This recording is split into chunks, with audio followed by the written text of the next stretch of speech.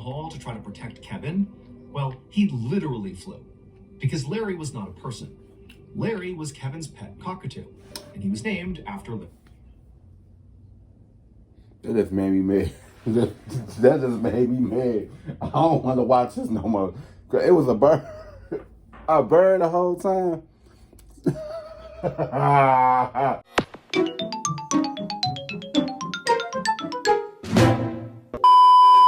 Yo, what's good? What's going on YouTube? It's your boy Kewonis CBN. Now I'm back with another motherfucking reaction video. You know what I'm saying? Today's one was reacting to Mrballen. The worst way to find out you are not alone in the forest. You know what I'm saying? Shout out to the person who told me to react to this. Shout out to y'all. Shout out to y'all. Shout out to y'all. You know what I'm saying? You like the video with thumbs up. You don't give a thumbs down because I don't know why. I really don't care. It's you too. You know what I'm saying? Yes, squad. Let's get straight into this video. Yeah. I haven't reacted to no Mrballen video in a long time. I'm glad if I requested it. Yeah. I'm on it. Today, I'm going to tell you 3 stories that all center around creatures. The first story you'll hear is sort of uplifting in a way, and then the last 2 stories are downright spooky. But before we get into those stories, if you're a fan of the strange, dark, and mysterious delivered in story format, then you've come to the right place because that's all we do, and we upload once a week. So if that's of interest to you, please hit the like button like it owes you money, but not too hard because we need it for next week's episode. Also, please subscribe to our channel and turn on all notifications so you don't miss any of our weekly uploads. Okay, let's get into today's stories.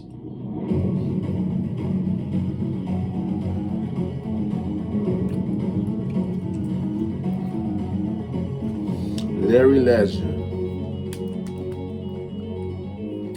Number 3. On the evening of December 24th, 2001, a 48-year-old businessman named Kevin Butler was in his kitchen inside of his home in Dallas, Texas, preparing food. The following day, he was going to bring this food to a Christmas party at his friend's house. And as Kevin was preparing this food, he heard his friend Larry, who spent a lot of time at his house, call to him from down the hall. Now, Kevin didn't really hear what Larry wanted, but he could tell from the tone of his voice that, he wanted him to come over there right now. And so Kevin said, okay, I'll be there in a second. But then, after washing off his hands and beginning to walk down the hall to go see Larry, Kevin heard another sound that stopped him in his tracks. He heard the sound of 2 men's voices coming from outside of his house. The men sounded drunk, and they sounded like they were literally in his front yard. And also, Kevin thought he recognized the voices. And so instinctively, Kevin flew over to the door and whipped it open. And sure enough, it was Johnny Serna, one of Kevin's former employees, and Daniel Torres, who was Johnny's half-brother. These were the 2 men he thought he heard outside, and here they are. And even though Kevin was expecting to see them when he opened the door, it was like seeing them in real life was just totally incendiary. Kevin was immediately so mad. For several months, Kevin and Johnny had been in this very public feud over money. And in fact, Johnny at one point had even tried to steal. Because I saw about that, I thought, I wonder why he's so mad when he heard their voices and stuff. So they finna fight, huh? What's this video?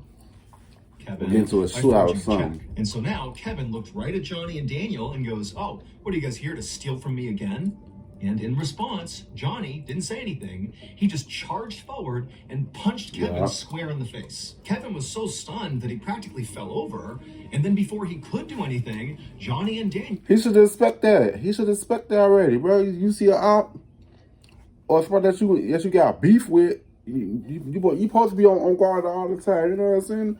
Don't ever hold your guard down. Keep your guard up all the time, especially when you see an op. Watch the video. And pummeled him to the ground and were kicking and punching him, and then they dragged him further into his house and slammed the door behind him. Kevin continued to try to get away, but he just couldn't. One of the brothers was holding him down, and then before long, one of the others had gone off and come back with electrical cord, and they tied him up. And then once Kevin literally was fully bound and couldn't go anywhere, the brothers went into the kitchen, got knives, came back, and they began stabbing Kevin over and over and over again. And as all this commotion was happening out in the living room, Kevin's friend Larry, who was right down the hall, heard the whole thing. He heard the sound of, the 2 drunk guys coming in. He heard the sound of Kevin clearly being attacked. And why the hell you didn't go out there and help your friend? You scary? Boy, it would have been a 2-on-2. Boy, what? If he set him up. Oh, that's gonna be crazy if he set him up. And at first, Larry was terrified and didn't know what to do. But as he heard the sound of Kevin screaming out for help, Larry jumped into action. Right. He flew down the hallway and he charged out there. Fact. And he saw Daniel still on top of Kevin, stabbing him. And Larry just went right after Daniel. Now, Larry was unarmed and really didn't stand much of a chance to begin with, but he did whatever he could to try to get Daniel off. That's what I'm talking about. My bad. My apologies if I went off on you earlier, Larry, because I can feel like my friends get jumped on. Nah. Again, biting and scratching him and doing whatever he could, but it wasn't enough. And eventually, Daniel overpowered Larry, and then before long, Johnny and Daniel were not just stabbing Kevin, but were also stabbing Larry. And so in the end, both Kevin and Larry, the two friends, were stabbed to death. Damn. And then after they were dead, Johnny and Daniel fled the scene. But what the two half-brothers didn't know was that even though they had just killed Larry, Larry had actually just made sure those two brothers would get caught. Because when Larry tried to fight Daniel off, he had literally bit Daniel and gotten Daniel's blood on his mouth. And ultimately, when the police showed up, they took the blood from Larry's mouth, and that was DNA evidence, and it led them right to Daniel. And so Daniel and Johnny were soon arrested and charged with murder. However, they were only charged with one murder. And that's because during the attack, when Larry flew down the hall to try to protect Kevin, well, he literally flew. Because Larry was not a person. Larry was Kevin's pet cockatoo, and he was named after Larry. That just made me mad. That just made me mad. I don't want to watch this no more. It was a bird. A bird the whole time. Gone, man. Gone, man. Y'all know, and it's actually, it's okay, that makes sense. Kevin had adopted Larry 2 years earlier, and the two had become like best friends. And so when Larry heard his best friend Kevin being attacked, he flew in to try to help. And he wound up clawing and pecking at Daniel's head, ultimately getting Daniel's blood on his beak, which led to their arrest. Daniel Torres and Johnny Serna were both ultimately convicted of murder and sentenced to life in prison. What if I told you there was a boundless vault full of a million secrets, buried mysteries, and life-changing adventures just waiting to be explored? Face pillar. Ooh. At 6:30 p.m. on July 29th, 2023, a 15-year-old girl named Talia Davila Diaz stood right outside her back door of her house, staring out at the thick, dense, shadowy rainforest that was her backyard. Talia lived in a tiny, isolated village in Peru that was literally in the middle of the Amazon rainforest. So as she was looking out, she would have seen these huge tropical trees and heard the sound of howler monkeys and exotic birds and animals moving all about, and the air would have been really thick and humid. But she wasn't thinking about any of that. Instead, she was focused on this grapefruit tree that was only a few yards away from her house. She wanted to go get a grapefruit and bring it inside and make juice for her family. However, Talia was scared, and she was scared for two reasons. The first reason was this was the Amazon, an inherently dangerous place, especially at night. There were loads of predators out there, like snakes and jaguars. But the other reason she was scared was that she was worried there could actually be something worse out in the rainforest, worse than any predators she was used to. And that was because over the last couple of weeks, people in Talia's village had been claiming they were seeing these shadowy figures lurking in the tree line with these bright green eyes that would occasionally seem like they were hunting the people of the village. Like anytime they went out, it was like these figures were kind of lurking off in the distance, but nobody knew what they were. The rumor around the village was that these shadowy figures were actually pelikaras, which translates literally to face peelers. People in Talia's village believed that pelikaras were foreigners who would kidnap locals and cut their throats and peel the skin of their face off and then sell their body fat on the black market. And the locals were so freaked out that pelikaras could be around that they began performing nightly patrols to keep the villagers safe. So Talia, again, was very scared to even leave her house at this point. But she was also trying to be reasonable. She'd gone out and gotten a grapefruit many times in the past. This was not some new behavior, so she's looking out and she sees the grapefruit tree and she knows there's a nightly patrol out right now. And I only have to go a few yards and get the fruit and get right back in the house. Like, how big of a deal could this possibly be? And so after taking one more look around and not seeing anybody or hearing anything that was out of place, she took a breath and then rushed out to the tree. She grabbed a grapefruit, and as she was turning around, she froze because her worst nightmare had just been realized. Now, standing between her and her back door were these two hulking dark figures. One of them was like so tall, it was practically the size of a tree. And they both had these piercing, glowing green eyes. And they were looking right at Talia. And Talia was so instantaneously petrified that all she could do was just stand there and stare back into their green eyes. And as she did, she began to notice that their faces were grotesquely elongated, almost like they had masks on. And then before Talia could do anything, the really tall one began sort of gliding towards her. Not stepping towards her, but literally almost hovering off the ground towards Talia. And then suddenly, Talia was being grabbed and thrown to the ground. And the instant Talia hit the ground, these two figures descended on her and pinned her there. And then one of them reached down and pressed their hand over her mouth and her nose, and she couldn't breathe. And then she sees the other one is holding what looked like a box cutter or a knife, and they put it right up to her neck. And suddenly it's like Talia understands these are Pelikaras. They're gonna slit her throat. They're gonna kill her. And so she has this sudden burst of energy and she manages to push them off of her. And when she did, their hand came off her mouth and she screamed out for help. And she heard somewhere in the village voices yelling back to her, and then she heard footsteps, and she knew it was the night patrol coming to save her. And so at this point, the figures released Talia, and she scrambled to her feet and immediately ran towards her house right as the night patrol came bounding into her yard, and one of the men had a gun, and he raised it and began shooting in the direction of the figures. And Talia, she's totally panicked, and she turns around, and she looks at her attackers, and she's expecting them to, be fleeing into the rainforest. But instead, these dark figures, they were like levitating in the sky, and they were looking down at Talia and the night patrol with their glowing green eyes as they literally began to levitate. I would have bet the fuck on. I'm sorry, bro. That sounds like some shit you see in your damn dreams or something, not in reality shit. Dang. And they say this happened in 2023. That's only 2 years ago. What the fuck? What the fuck? What's the real? The sky, and the whole time the night patrol is firing repeatedly at these things, and they just drifted off into the night and disappeared. Talia ultimately would not suffer any physical injuries from this encounter, but mentally she was a wreck. And frankly, so was the rest of the people in her village, especially those who were on the night patrol and with Talia doing all right now. These figures with green eyes flying away into the sky. I mean, the fear in this village following this encounter was through the roof. And in fact, ultimately, the Peruvian government would get involved after this encounter, and they would investigate to try to figure out, what happened to Talia. And they would ultimately conclude that there was an illegal mining operation happening somewhere in the rainforest, and some of these miners, in an effort to scare people away from coming anywhere near their operation, they got their hands on jetpacks, wore armor and masks, and then went into villages like Talia's and basically pretended to be aliens and then did, fly off on their jetpacks. They wrong. That is the official story as of right now. However, people like Talia and the other people in her village and many other people like who that live in the Amazon rainforest who have come in contact with these figures with green eyes, they say those are no miners. Those are either Pelikaras or they are creatures from another world.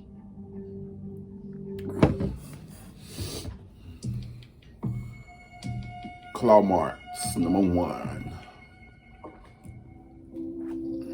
On the afternoon of May 21st, 1974, a 39-year-old man named Pilar Gomez walked through a forest in Argentina. In his hand was a machete and an axe. And as he walked, he used the machete to clear brush, and then eventually he reached this huge tree, and he put the machete down, gripped his axe, and got ready to chop it down. However, before Pilar took his first swing, he looked up and he noticed pretty high up on this tree were these very deep claw marks right into the bark of the tree.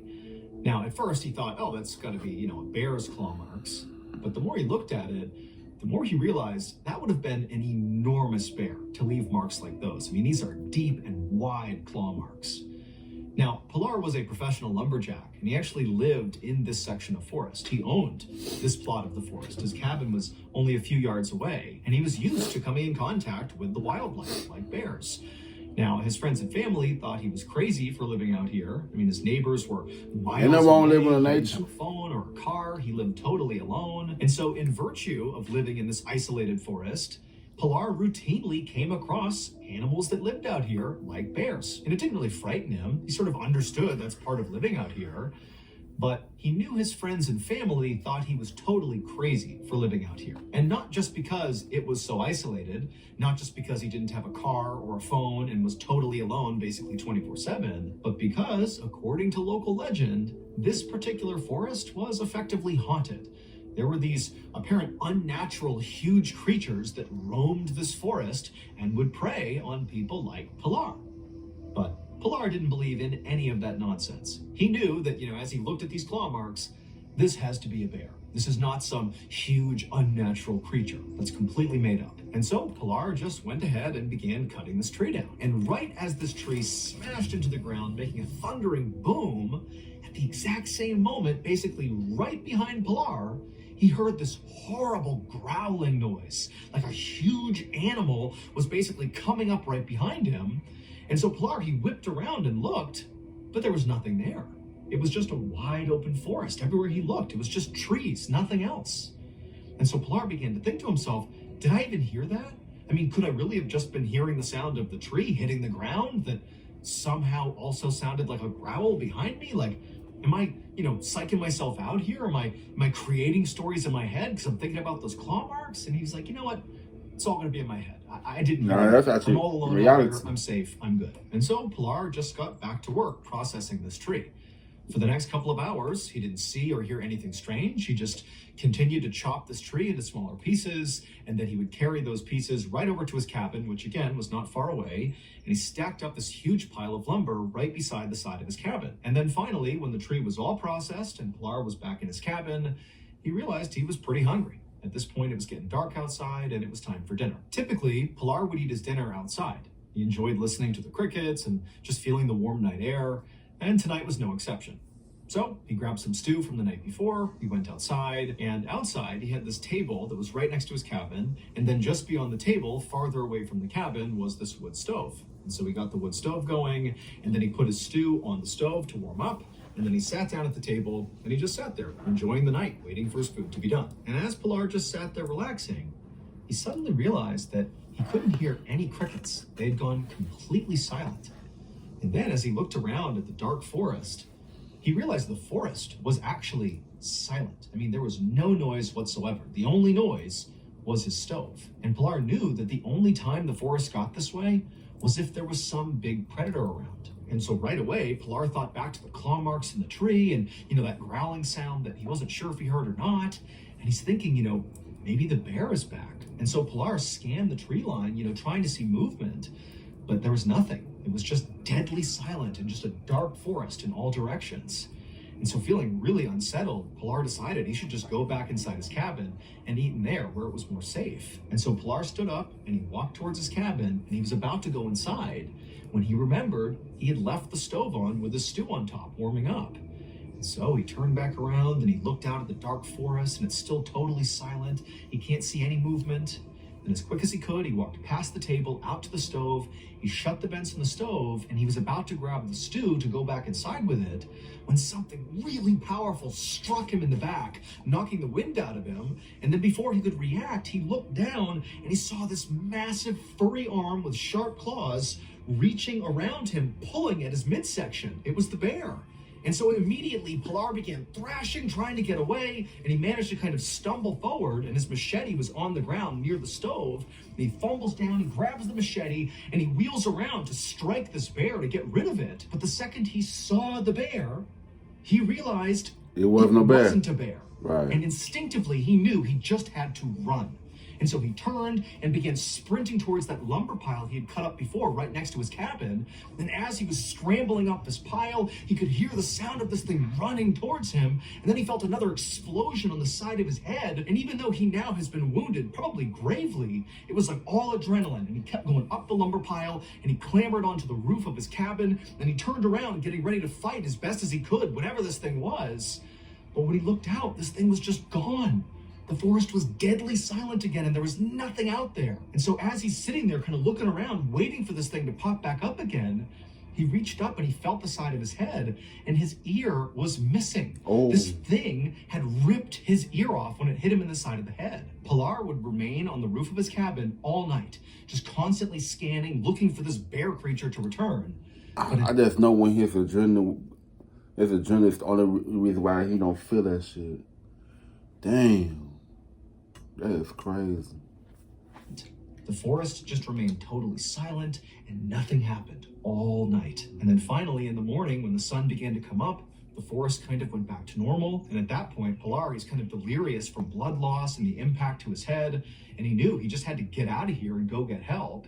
And so he climbed off the roof and then he ran about a mile to the nearest building, which was this woodworking shop. And when he got there, there were a couple of people there. And when they saw the state Pilar was in, they didn't need to be told that he needed to go to the hospital. They just instinctively put him in the car and drove him there. After Pilar was stabilized and his wound was treated and he was sort of in recovery at the hospital, the police showed up to interview him to see what happened. And Pilar would tell them the story about how, the day before he had seen those claw marks in the tree and then he had heard that loud growling sound behind him, or so he thought. And then that night, this bear had attacked him at his cabin. And he said at some point he had broken away and grabbed the machete and he turned to defend himself and he got a good look at this bear. And it was at least 6 feet tall. It was covered in black hair, had sharp claws. I mean, it was every bit a bear, except its face. It wasn't a bear's face. It was a human face. Now, to this point, as Pilar was telling his story, one of the police officers was taking notes. Everything Pilar said, he was writing it down. But when Pilar began talking about the bear with the human face, the officer just stopped taking notes. And the officer said, that can't be true. There aren't any bears with human faces. But Pilar, he's a scarecrow lumberjack who lives in the forest by himself. And he's telling these officers, I know how crazy this sounds. I know it's not realistic, but I'm telling you what I saw is this bear with a human face. That's what I saw. But the officer just 100% did not believe him. And ultimately, this went down as simple. They never do. A bear attack, and that was it. The case was closed. However, despite what the police said, since the attack on Pilar, there have been at least 30 people who have come forward to say they either saw firsthand or were attacked by this bear-like creature with a human face in that forest in Argentina. Sightings are so common that locals even came up with a name for this creature. They call it the Ucumar. And to this day, nobody has any idea who or what it is.